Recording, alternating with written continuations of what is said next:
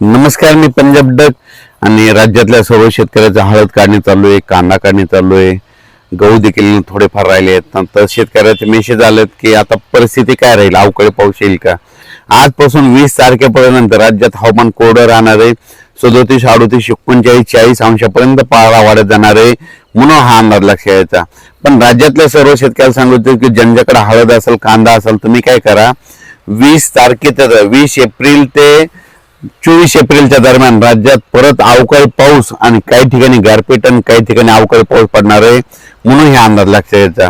मग सांगायचं झालं तर सुरुवात कशी होणार आहे, तर 20 एप्रिलला काय होणार आहे, तसं तर 19 एप्रिलला म्हणजे साताऱ्यापासून कोल्हापूर, सातारा, राधानगरी, त्याच्यानंतर पुणे, महाबळेश्वर, इगतपुरी आणि नाशिक ह्या पट्ट्यामध्ये काय होणार आहे, 20 तारखेपासून 20, 21, 22, 23च्या दरम्यान म्हणजे त्या पट्ट्यामध्ये पाऊस येणार आहे. पुणेकरांना गारपीट पाहायला भेटणार आहे, परत पाऊस पाहायला भेटणार आहे, गारपीट पाहायला भेटणार आहे.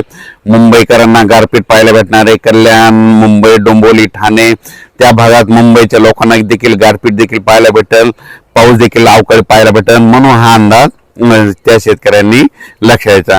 मग त्याच्यानंतर राज्यातले पूर्व विदर्भ, पश्चिम विदर्भ आणि मराठवाड्यातल्या आणि उत्तर महाराष्ट्रात काय परिस्थिती राहणार, तर पूर्व विदर्भातल्या शेतकऱ्याला सांगू इच्छितो की तुमच्याकडं 22, 23, 24च्या दरम्यान म्हणजे 22, 23, 24च्या दरम्यान 1-2 दिवस तुमच्याकडे देखील पाऊस येणार आहे.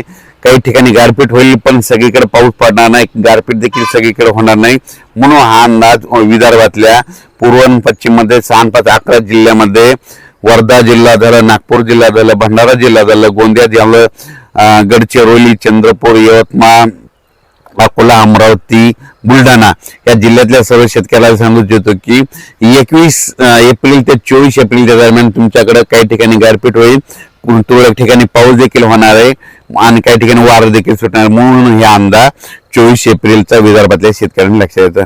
त्याच्यानंतर मराठवाड्यातल्या शेतकऱ्याला सांगू इच्छितो की मराठवाड्याकडं म्हणजे मराठवाड्यामध्ये नांदेड जिल्हा झालं, हिंगोली जिल्हा झालं, परभणी जिल्हा झालं, लातूर जिल्हा झालं, बीड जिल्हा झालं, धाराशिव जिल्हा झालं, जालना जिल्हा झालं, संभाजीनगर जिल्हा झालं.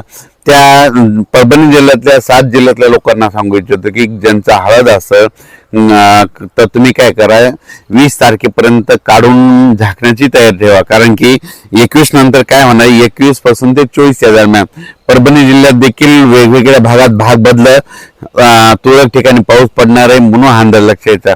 लातूर जिल्ह्यात देखील काही भागात गारपीट होईल, धाराशिवकडे देखील थोड्याफार प्रमाणात गारपीट होईल, बीड जिल्ह्यात देखील गारपीट होईल, नांदेडकडे देखील काही भागामध्ये गारपीट होईल पण गारपीट सगळीकडे होणार नाही, तुरळक ठिकाणी होणार आहे म्हणून हे